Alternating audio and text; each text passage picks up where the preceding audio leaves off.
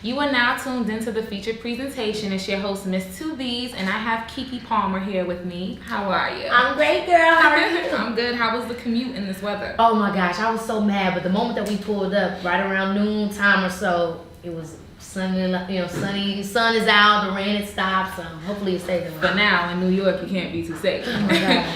So I know you're out promoting your latest single, Bossy. Yeah. Tell me how that came about. So I was in the studio working with Tasha Couture, a guy by the name of Alex, and a guy by the name of Keke. So shout outs to them. And pretty much we had been working for like a week, I think, and we had already done some other records together. And I came into the studio and they were like, "Yo, we got this record already. We want you to hear it."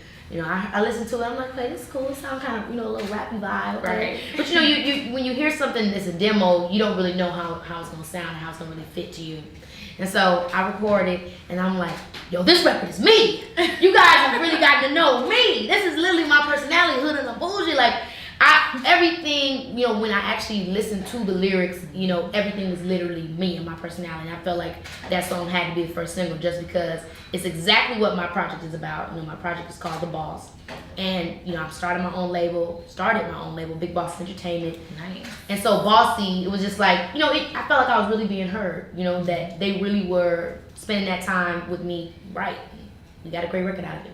And I saw you perform it live on Star. Oh yeah. Did you have control? Did you have control over that, or they plugged that in? So I didn't have creative direction. They actually surprised me and really took that on home when we did the whole performance in V Live. Major shout outs to Sean Bankhead and the whole crew that had something to do with that. But I actually did contact Lee after I recorded Bossy because I had been talking to him about my character, and we both wanted my character to do something on the show. I wanted a performance. And we had listened to some songs, but none of them, I guess, really excited either of us too much. And I was like, okay, you know what? My character Gigi's a boss. Her storyline is a lot about that in the show.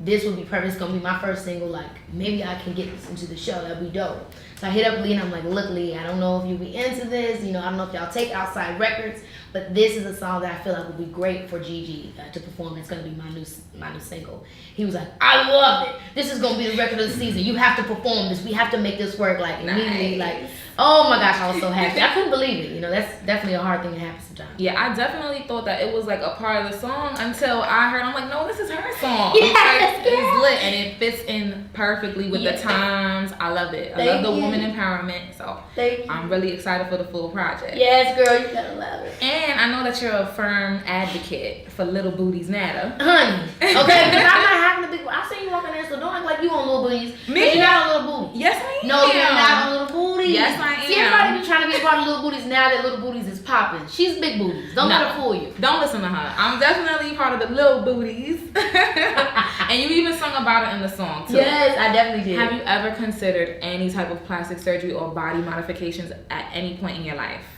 When I was like younger, I think I used to, I don't know why, because now it's the total opposite. But when I was younger, I hated my nose, but I never thought about why. Exactly. I don't know why. I think, what? Sometimes you'll see stuff on television, it'll really make you, it really will affect you. But this is when I was a little kid and I was just like, oh, I hate my nose. Like, I just was saying some stuff.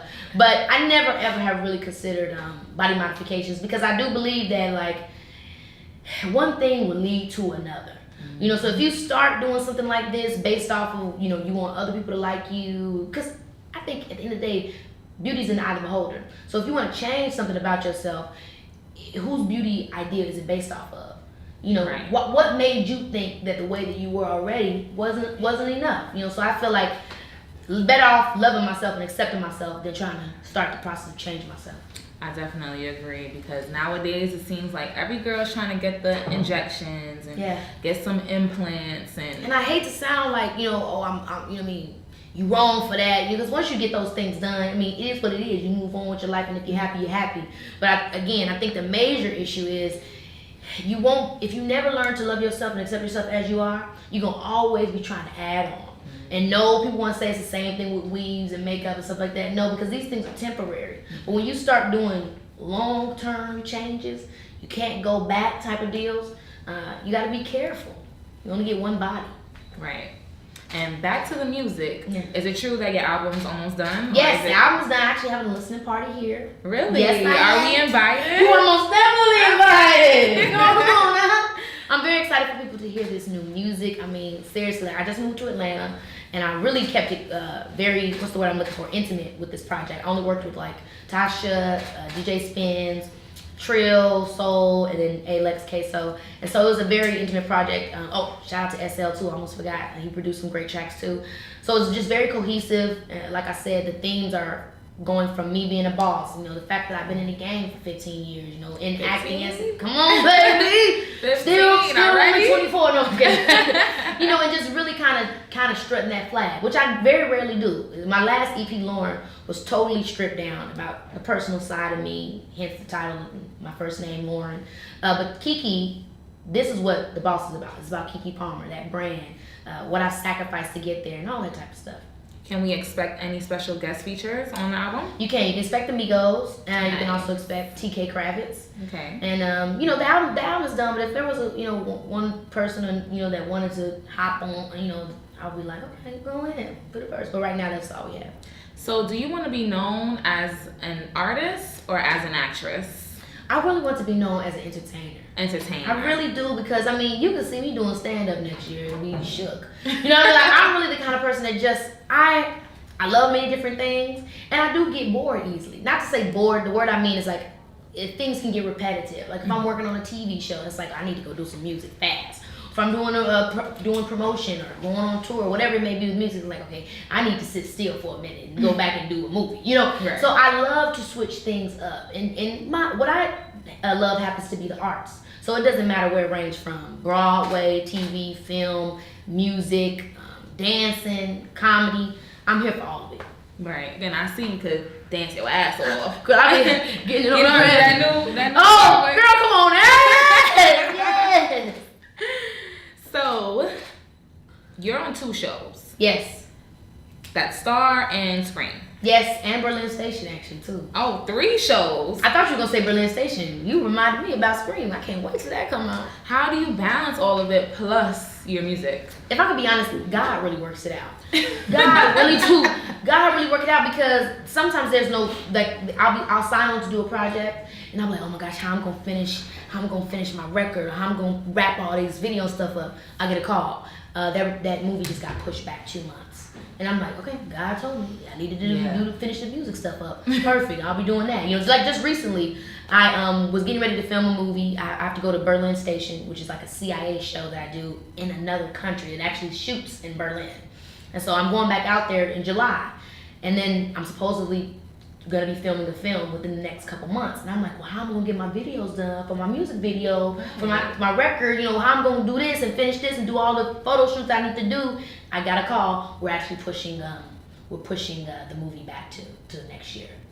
Perfect. So then it's like, I'm like, God made the choice. Thank you, good night. You know, so God really works it out, because I am the kind of person that will kind of say yes to as much as I can.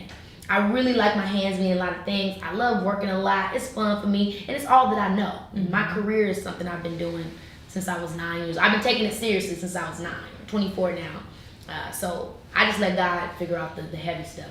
Right, and on the low, like, we grew up, like, we watched you grow up and grow up with Girl, you. Your mama so much like Nicki Minaj. It kills me. It kills me. I've heard it before, but I guess it's the New York swag.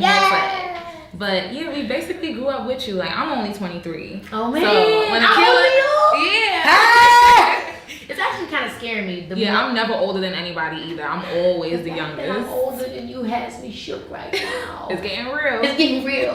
But no, that means a lot to me, to hear those kinds of things, and to also feel like my audience feels I grew up with them. Because sometimes if you start out as a child entertainer, it's like they be saying, see you later. And they get older and you stay young in their mind. So I'm glad that in my career, my audience have felt like I've evolved with them. You know, that's definitely been something that I focused on, because I want to continue to put out great content. You know, I don't want to just have worked with great corporations as a child. I want to continue to work with great corporations as I've gotten older. And by the grace of God, I've been able to, you know, MTV, VH1, as well as Fox, and all those different type of things. That's the mature. That's the more mature side of things. Right. I'm happy. Keke. Yeah, exactly. Killing the beat. Right. But we still love Keela now. Sure do. So I spoke recently with Ryan Destiny. Well, not recently, like a year ago maybe, in an interview, and I asked her how she feels like about if she feels that there's now a new trend to glorify dark-skinned girls on social media, but like not in real life. Can you weigh in on that? I do understand what she means by that, but I do think that comes from us dark-skinned girls that are, saying, you know what, social media is a place that we can honor one another. Mm-hmm. You know what I'm saying? Whereas opposed to back in the day, you only had like major corporations that are, buying advertising for companies and magazines, and they're deciding what beauty looks like, and a lot of times it wasn't looking like me or Ryan Destiny. So I understand her point in that. And then how I feel about it in real life is just like, man, you gotta surround yourself with the right people. Yeah. You know what I'm saying? You gotta surround yourself with people that recognize your beauty. Because at the end of the day, reality is what's relative to you. I know plenty of people that, one of my homegirls, she's from New Orleans. She's very, very fair-skinned. All her life, she wanted to be dark. Because everybody around her loved dark-skinned women. You know what I'm saying? So it's like, it depends on where you are, who your crew is, what your culture is. All those different things decide what people want to say what beauty is. Because in some places in Africa, your neck needs to be long in order to be, you know what I'm saying? So at the end of the day, be around people that love you, adore you, and recognize your beauty for your specific beauty. You know what I'm saying? And online, let's be glad and appreciate that, we're able to find our own way of media recognition in our beauty. I agree. And the past few weeks, there has been so much new music coming out. I can't even keep up. I live for it. My Apple Music recently added list just keeps getting longer and longer and longer. Mm-hmm. I want to know who you listening to right now. You know what? My boy just put me on to. Well, I'm on to a lot of different things. I definitely checked out that Cardi album. Of course. I definitely checked. I'm always listening to see what Trippie Redd got going on. Mm-hmm. I checked out those new Uzi records. Yes. I checked out the new Nicki Minaj records. I also just got put on to Alina Baraz. Are you familiar with her? No. Now, Alina Baraz is dope. Let me tell you, because she has kind of a vibe that's like, and this is not an insult. This is like to give you literally the vibe, like elevator music, right? But with like a soulful Frank Ocean-ness to it. Mm-hmm. Like, it's not like she's trying to be R&B or something like this. Like, she has that influence, but she also is doing it in her own way. I love her music. She's dope. She's very dope. I gotta, what is it? What's her name? Alina Baraz. Alina Baraz. I gotta get on that. And then, of course, the new Migos album. I love that Stir Fry. Oh, I'm like, no, that kind of. I know. Isn't that crazy how quickly their stuff becomes old because people are immediately on top of it? And it just came out January, right? It wasn't that long ago. I'm telling you. But we done played it out already. And with social media now too, it just seems like everything is so fast. But the way that Offset was dancing in that video, I was shook. He waited all his life to show us that. I was living for that. Oh my God, I texted him. I was like, yo, you really gonna bust out with the moves like that? He's like, oh yeah, I definitely got the moves. I'm like, all right then, what?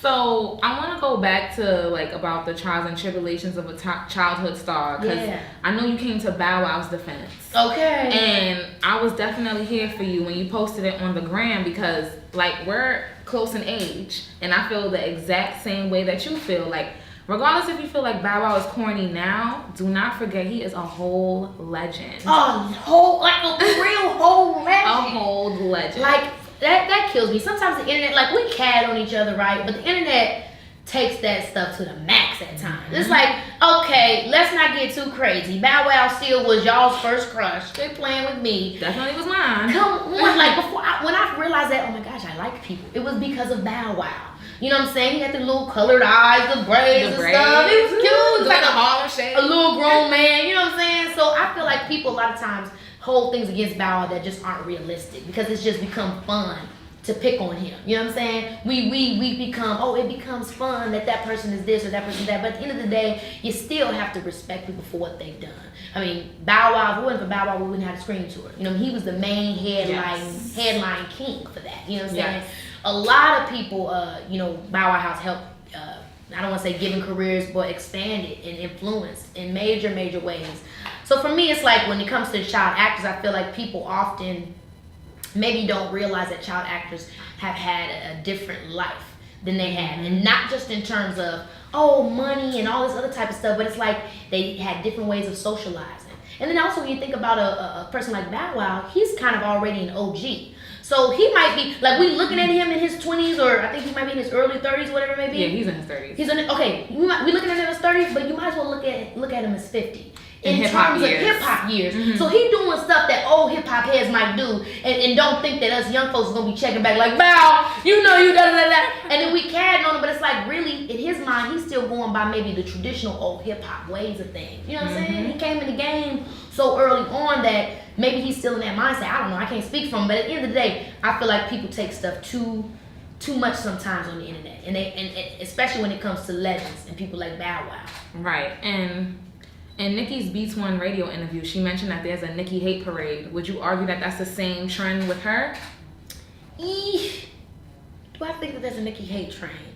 I see it definitely through social media, but again, people have, on top of what I'm saying about Bow Wow, on top of what I'm saying about Nicki, is that everybody ain't on the internet, and that's when we have to separate. Like that's why when I hate if I don't know if Bow Wow is affected by those things. I don't know if Nicki is affected by those things. I think everyone is. Right. It's hard to ignore. So we have to remember that only really 20% of the world is on the internet. So only? Yes, I was talking to some media database folks, and they had the nerve to tell me that only 20%.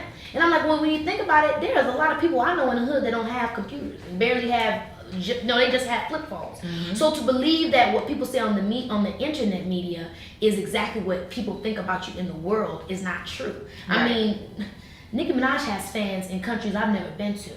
Like Prague. Like, I mean, okay? She has fans in places I've never been to. Same thing with Bow Wow. So I think the reality is there really isn't a real Nicki hate train. There really isn't a real I hate Bow Wow. He ain't missing no cash, and neither is Nicki. But when it comes to the internet, do I think people jump on bandwagons? Absolutely. Mm-hmm. And anytime, we were just talking about this before we even sat down.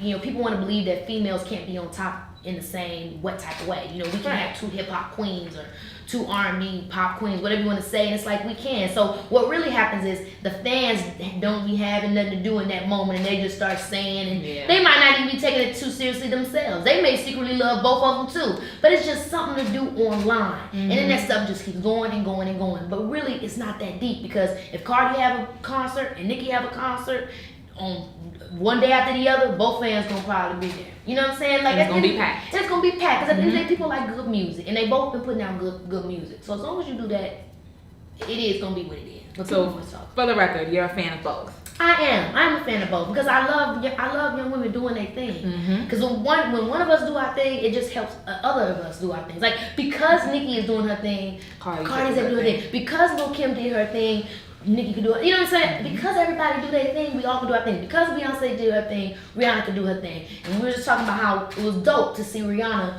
not only jamming out front row to the B Coachella performance, but posting it the next day like, still can't get over this. Right. That's a great thing for our young girls to see. We can love and support each other, and it doesn't take away from either one of our shine. It actually made them both shine brighter. I'm like, dang, B, you shining, I live for you. Wow, Rihanna, that dang, Reeves, you was hyping her. I'm here for you too, It feels like there's like a war between the generational gap.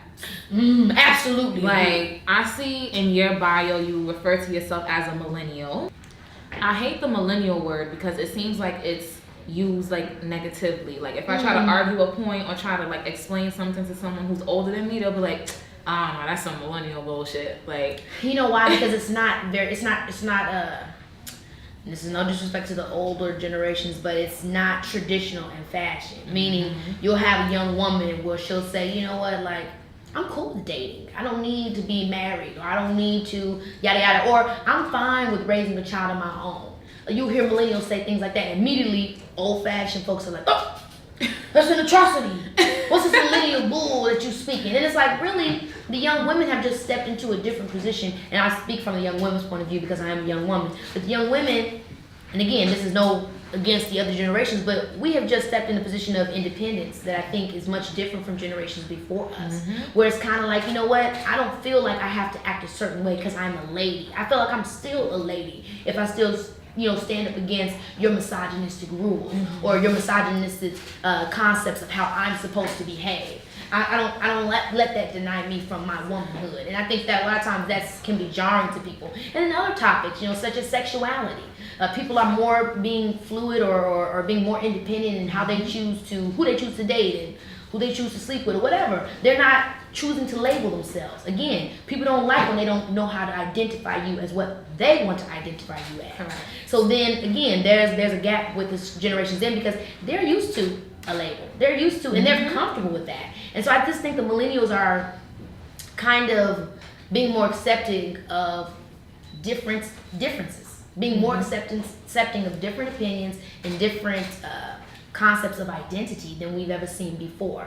And I think that's what really brings upon the generation gap. And that's why I really did my talk show too, and why I'm still in the works of my talk show and making sure we get that back, is because the millennials need a space where we can discuss what we like to talk about in a safe zone. We're not being judged, and then also discuss the things that we hate that social media has brought to us face to face. Because we didn't ask for this. No, we did not ask for this. Right. We were given a great gift, but with any great thing, there's always going to be a polarity of negative. So just as much social media is great, of course it's going to also be bad too. So we don't have any place to discuss that other half of it. We just have the internet and that's it. So with my talk show, it's like we have a place where we can talk and we can actually meet face to face. We can socially connect we can connect digitally, but we also can connect together face to face socially and have those conversations. And then other people from other generations can tune in and they can actually say, you know what, I actually understand now where they're coming from. Oh, my sister,